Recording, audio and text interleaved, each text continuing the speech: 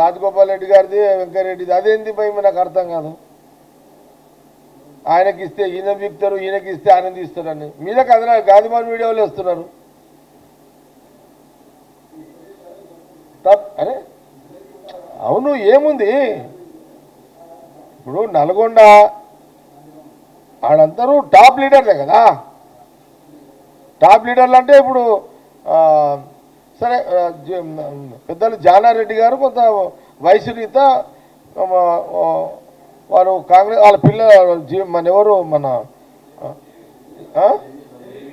రఘు ఉన్నాడు మన జేవీర్ ఉన్నాడు. వాళ్ళు ఇప్పుడు కాదు కదా. జానారెడ్డి గారు పని అంతా గ్రౌండ్ లెవెల్లో వాళ్ళే చూస్తారు ఇద్దరు మొదటి నుంచి.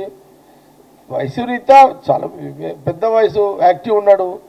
పెద్ద వయసు కదా ఇక వీళ్ళు ఎట్లా ఫీల్డ్లో ఉన్నారు అని ఇద్దరు కొడుకులను తీసుకొచ్చిండు. వాళ్ళు జూనియర్స్ కాబట్టి వాళ్ళకు అవకాశం ఉండదు. కానీ ఇప్పుడు ఉత్తమ్ రెడ్డి గారు,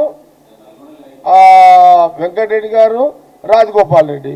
ఇప్పుడు రాజగోపాల్ రెడ్డి, వెంకటరెడ్డి, ఉత్తమ్ సార్ కూడా నేనేమంటున్నంటే నల్గొండని రెడ్డిలాంటి చూడకండి. ఆడ ఉత్తమ్ రెడ్డి గారితో పాటు వెంకన్న అండ్ రాజగోపాల్ రెడ్డి కూడా ఉండొచ్చు, తప్పేముంది. నేనైతే సీఎం గారు ఎప్పుడైనా సందర్భం వస్తే నేను ఒకటే చెప్తాను సీఎం గారికి,